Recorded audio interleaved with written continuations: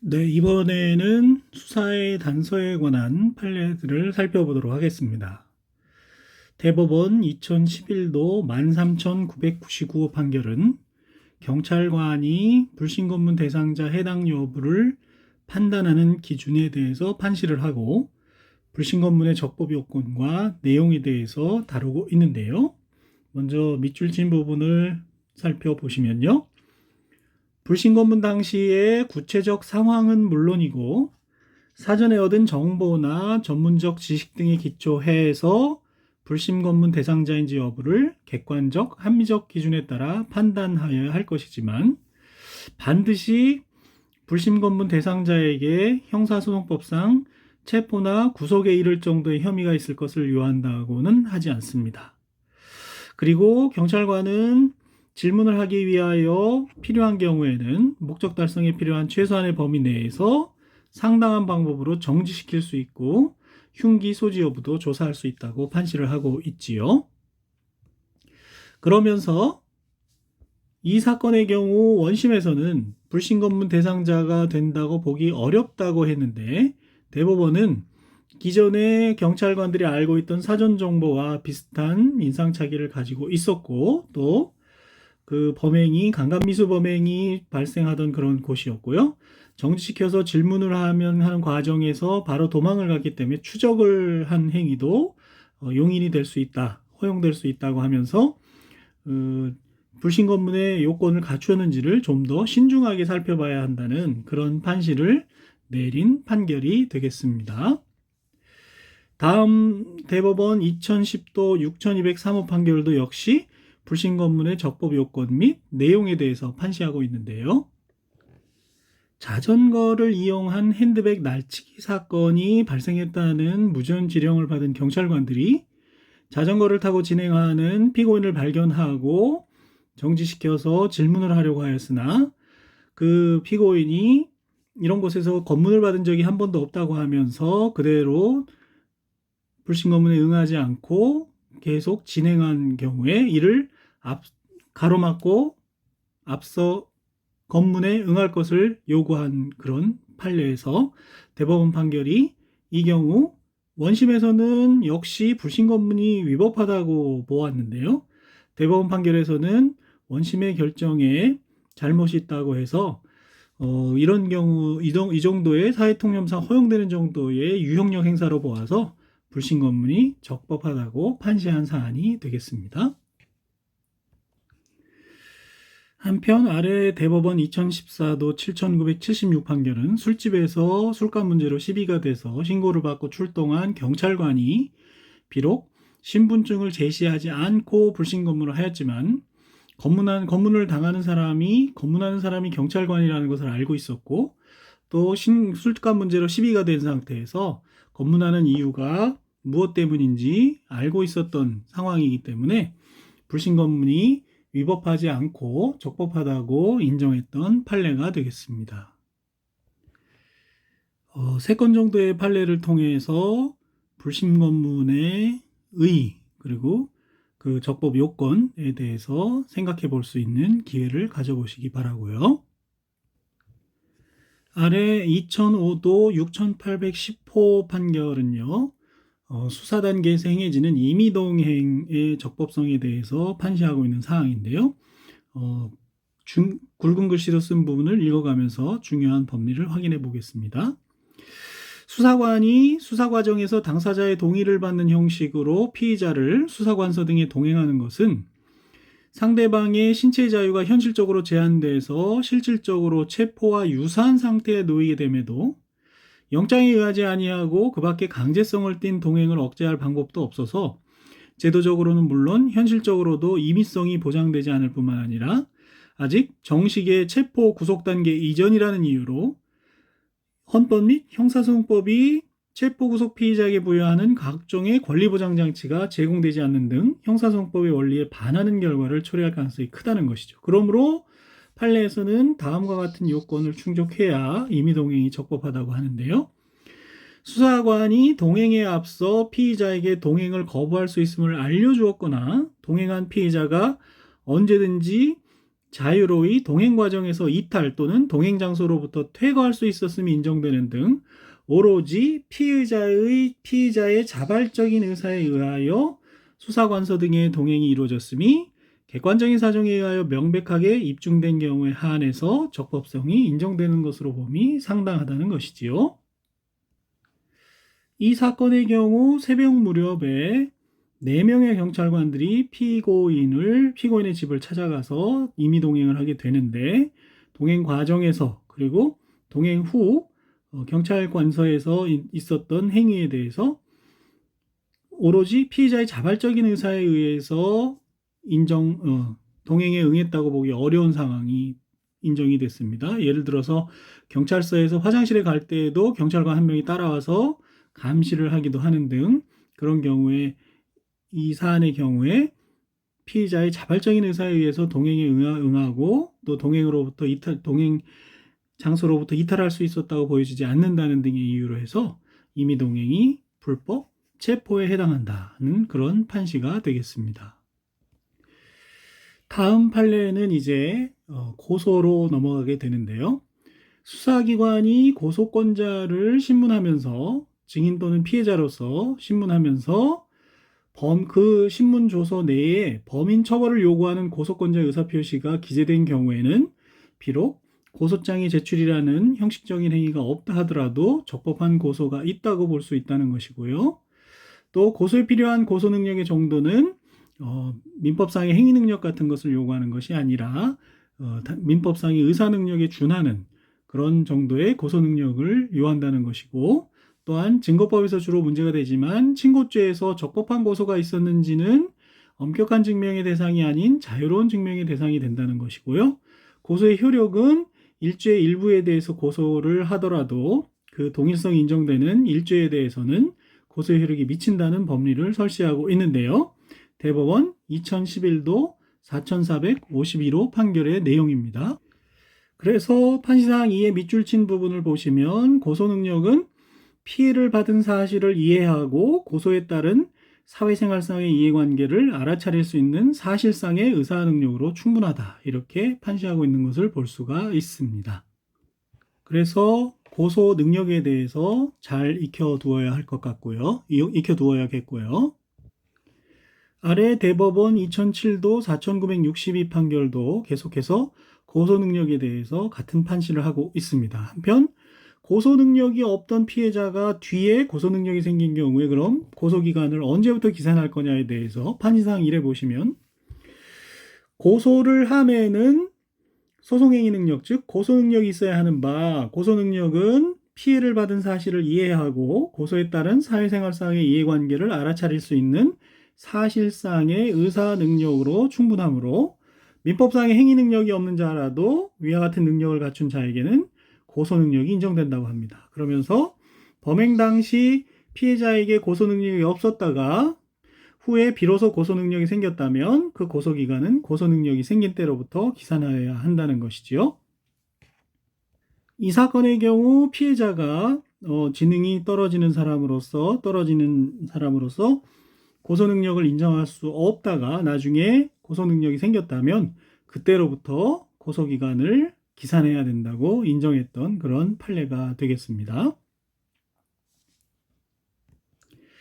아래 대법원 2009도 6058 전원합의체 판결은요, 판례 소개에 적어놓은 것처럼 청소년 성보호에 관한 법률 제16조에서 규정하고 있는 반의사 불벌죄에서 피해 청소년이 처벌 불원 여부 등의 의사표시를 하는데 법정 대리인의 동의가 필요한지가 문제가 됐던 사안입니다. 대법원은 판시사항 7에서 보는 것처럼, 판시사항 7로 가보도록 하겠습니다.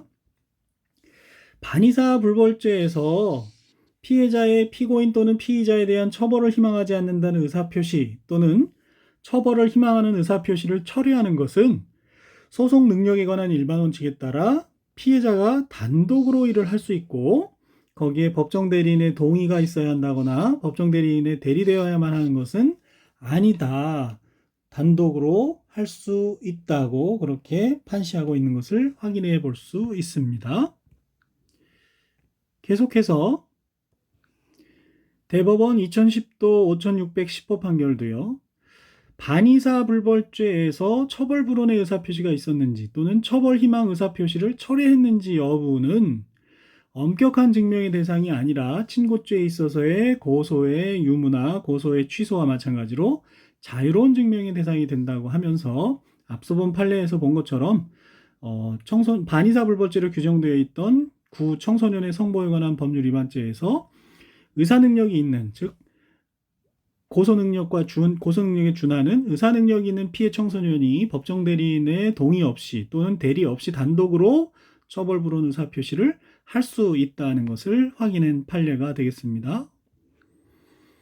다음 2002년 선고된 2001도 6777호 판결은요. 구법하에서 현행법은 강간죄가 친고죄가 아닌데 구법하에서는 친고죄로 돼 있었죠. 그래서 강간당한 피해자 명의의 합의서가 제출이 됐을 때 그 합의서 제출의 효력을 어떻게 볼 것인지 그리고 고소 취소가 되었다고 볼 수 있는지가 다루어진 판결인데요. 이 사례에서는 범죄 사실을 신고한 후에 그 다음날 합의를 하고 합의서를 제출하면서 이 사건과 관련한 어떠한 민형사상의 책임도 묻지 아니한다. 이런 합의서가 경찰서에 제출이 됐는데 이와 같은 합의서 제출 정도라면 종전의 의사를 철회해서 공소 제기 전에 고소를 취소한 것으로 봐야 한다는 판례의 내용이 되겠습니다. 대법원 99도 3784 판결은 형사소송법 225조 제1항에서 규정하고 있는 법정 대리인의 고소권이 무능력자의 보호를 위해서 법정 대리인에게 주어진 고유권이라고 선언을 하고 있습니다. 그래서 고유권이기 때문에 법정 대리인은 피해자의 고소권 소멸 여부에 관계없이 고소를 할 수 있고 이러한 고소권은 피해자의 명시한 의사에 반하여도 행사할 수 있다는 것이 그 내용이 되겠습니다. 법정 대리인의 고소권의 성질에 대해서 명시적으로 선언하고 있는 판결이 되겠고요. 아래에 나오는 87도 857 판결도 마찬가지로 법정 대리인의 고소권이 고유권 피해자를 보호하기 위한 고유권이라는 것을 다시 한번 확인해 주고 있는 것을 볼 수가 있습니다. 대법원 2002도 51 전원합의체 판결은 역시 강간죄가 친고죄로 규정되어 있던 구법 하에서 강간의 고소가 없는 상황에서 또는 고소가 취소된 상황에서 강간죄를 이루는 강간죄의 구성 요소가 되는 폭행 또는 협박의 점을 따로 떼어서 공소 제기를 할 수 있느냐, 그것이 문제가 되었는데 그런 경우 그 공소 제기는 적법한 공소 제기가 아니고 공소 제기 절차가 법률의 규정에 위반해서 무효인 경우에 해당하기 때문에 공소기각에 판결을 하여야 한다는 그런 판시 내용이 되겠습니다.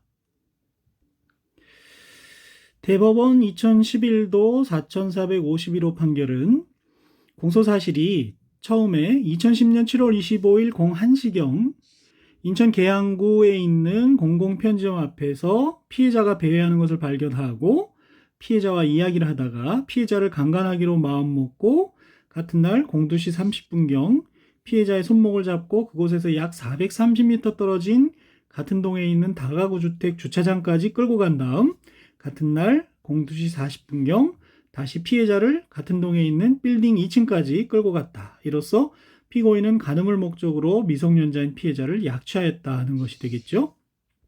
이것이 공소사실인데 위 범죄 사실 중에 02시 40분경 마지막에 있었던 피해자를 같은 동 빌딩까지 끌고 갔다는 부분에 관해서는 진술조서에 진술조서에도 아무런 내용이 나타나지 않지만 그 직전인 10분 전에 있었던 02시 30분경 새벽 2시 반에 있었던 다가구 주택 주차장까지 끌고 가는 행위와 함께 일죄를 이루는 약칭의로 볼 수 있기 때문에 그 2시 30분의 행위에 대해서 고소가 있었다면 2시 40분의 행위에 대해서도 고소의 효력이 미친다. 즉 일죄의 일부에 대해서 고소의 효력이 미친다고 본 그런 판례가 되겠습니다. 고소의 객관적 불가분의 원칙과 관련이 있는 것으로 볼 수 있겠지요.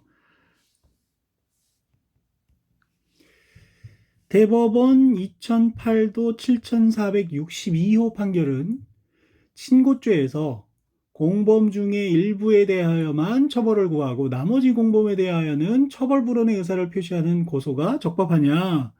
안 된다는 것이죠. 고소의 주관적 불가분의 원칙에 따라서 그와 같이 공범 중에 일부에 대해서만 처벌을 원하고 일부에 대해서만 처벌을 원하지 않는 그런 고소는 적법하지 않다고 판시한 사안이 되겠습니다. 고소의 주관적 불가분의 원칙을 확인해 볼 수 있는 판결이 되겠습니다.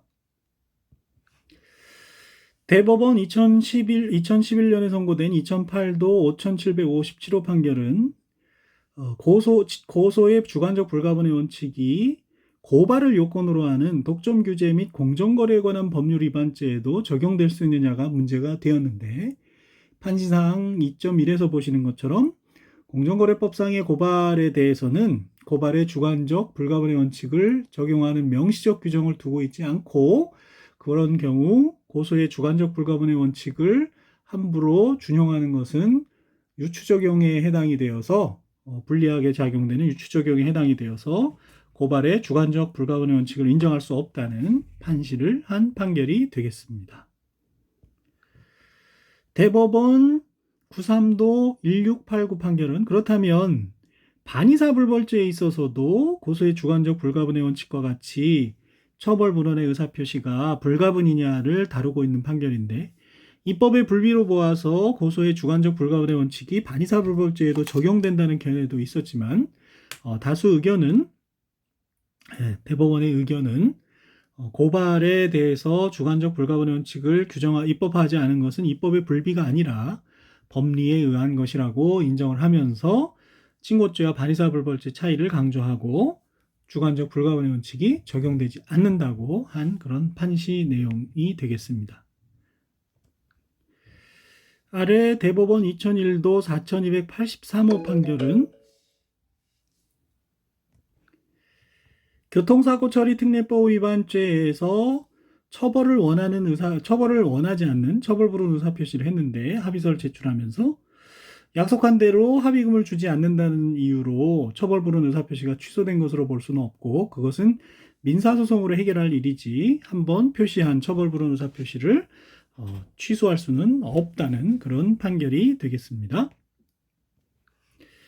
아래 나오는 대법원 96도 1922호 전원합의 재판결은 1심 당시에는 비친고죄였다가 2심에 올라가서 항소심에서 친고죄로 공소장 변경이 된 경우 항소심에 이르러 비로소 고소를 하거나 고소 취소한 것이 효력이 있느냐가 다퉈진 사건인데, 다수 의견은 비록 항소심에서 공소장 변경에 의해서 친고죄가 되었다 하더라도 1심 판결 선고 후에는 1심 판결 선고 전에 고소를 취소해야 하거나 하는 것이지, 또 공소 제기 전에 고소를 제기했어야 하는 것이지, 비로소 친고죄가 된 경우에 고소를 제기하거나 고소 취소를 할 수 없다는 다수 의견이 판시를 한 그런 사안이 되겠습니다. 그래서 항소심에 이르러서 친고죄가 되었다 하더라도 그때서야 비로소 고소를 제기하는 것은 고소를 추안하는 것은 허용되지 않는다고 그렇게 판시한 사안이 되겠습니다. 그래서 판시사항의 굵은 글씨를 보시면요, 항소심에서 공소장이 변경에 의하여 또는 공소장 변경 절차를 거치지 아니하고 법원 직권에 의하여 친고죄가 아닌 범죄를 친고죄로 인정하였더라도 피고인의 방어권 행사에 실질적 불이익을 초래하지 않는다면 이렇게 가능하지 않겠습니까? 직권으로. 그렇다 하더라도 항소심을 제1심이라고 할 수는 없는 것이기 때문에 항소심에 이르러 비로소 고소인이 고소를 취소하였다면 고소 취소로서의 효력은 없다고 한 그런 판례가 되겠습니다. 나아가서 대법원 8호도 1940 판결의 취지는 친고죄 공범 중에서 일부 공범에 대해서 1심 판결이 선고되면 다른 공범에 대해서는 1심 판결 선고 전이라 하더라도 역시 고소 취소를 할 수 없다는 그런 판례의 입장입니다. 고소 취소와 공범에 대한 고소와 고소 취소에 대해서 불가분적 효력을 인정하고 있는 그런 이유를 다시 한번 확인해 볼 수 있는 거죠. 누구는 처벌하고 누구는 처벌하지 않는 것을 당사자의 의사에 맡길 수는 없다는 것이 기본적인 판례의 사상인 생각이라고 할 수가 있겠습니다. 다음으로 친고죄에서 고소권을 포기할 수 있느냐 이에 대해서 대법원 67도 471 판결은 고소권은 주관적 공권인데 별달리 취소할 수 있는 규정이 없기 때문에 취소할 수 없다는 입장을 취하고 있는 것을 확인할 수 있는 판례가 되겠습니다. 대법원 70도 942 판결은 앞서도 살펴봤습니다만 고소의 추안을 인정하지 않는 같은 전제에서 세무공무원의 고발 없이 조세범칙 사건의 공소가 제기된 후에 비로소 세무공무원이 고발을 한 경우 공소 절차의 무효가 치유되지 않는다고 본 판례가 되겠습니다. 대법원 96도 2151호 판결은 반의사불벌죄인 협박죄로 고소 취소된 사건을 협박죄로 기소했다가 비친고죄인 공갈미수로 공소장 변경이 허가가 되었다면 공소제기 하자가 친고죄에 대해서 반의사불벌죄에 대해서 처벌 불허 의사가 있었음에도 공소를 제기했던 그 하자가 치유되는지가 문제가 되었던 판결이고, 이런 경우라면 공소제기 하자가 치유된다고 인정한 판례가 되겠습니다. 같은 취지에서 대법원 2011도 2233호 판결은 친고죄에서 피해자의 고소가 없거나 고소가 취소되었음에도 친고죄로 기소가 되었다가 당초 그 후에 공소제기 사실과 동일성 인정되는 비친고죄로 공소장 변경이 허용된 경우라면 공소제기 하자 흠은 치유가 된다. 그리고 친고죄로 기소된 후에 피해자의 고소가 취소되었더라도 공소사실이 동일성 인정되는 범위 내에서 공소장 변경이 가능하다라는 것이 판례의 입장이 되겠고, 이런 법리는 반의사불벌죄에도 그대로 적용된다고 인정한 판례가 되겠습니다. 2008도 4762호 대법원 판결은 앞서 살펴본 바와 같이 고소 불가분의 원칙을 독점 규제 및 공정거래에 관한 법률 위반죄 고발에 유추 적용하는 것은 죄용 법정주의에 어긋나기 때문에 허용되지 않는다는 것을 확인한 그런 판결이 되겠지요. 구산후 13794 판결은요, 과거의 행정법, 행정사건에 관한 대법원 판례인데요. 공정거래위원회에서 고발 조치나 의결하는 것이 항고소송의 대상이 되는 행정처분인지가 문제가 되었던 사건이고, 그런 경우 항고소송의 대상이 되는 행정처분이 되지 않는다라고 했던 사안이고요. 이것은 독점 규제 및 공정거래에 관한 법률 위반죄에 있어서의 고발이 소추요건인 점을 소추요건이라는 점과 더불어서 같이 알아두시면 좋은 판례가 되겠습니다. 2009년에 선고된 2009도 6614호 판결도 역시 앞서 살펴본 바가 있는 것처럼 불기소 처분을 했다가 고발이 필요한 사건에서 불기소 처분을 했다가 차후에 공소를 제기할 때 새로 고발이 있어야 하느냐, 꼭 그렇진 않다. 과거에 했던 고발이 유효하기 때문이라는 것이 판례의 입장이었죠. 이렇게 해서 타인의 보고에 의한 수사 단서까지 판례를 간단하게 정리해 봤고요. 다음에는 임의수사부터 판례를 다시 정리해 보도록 하겠습니다.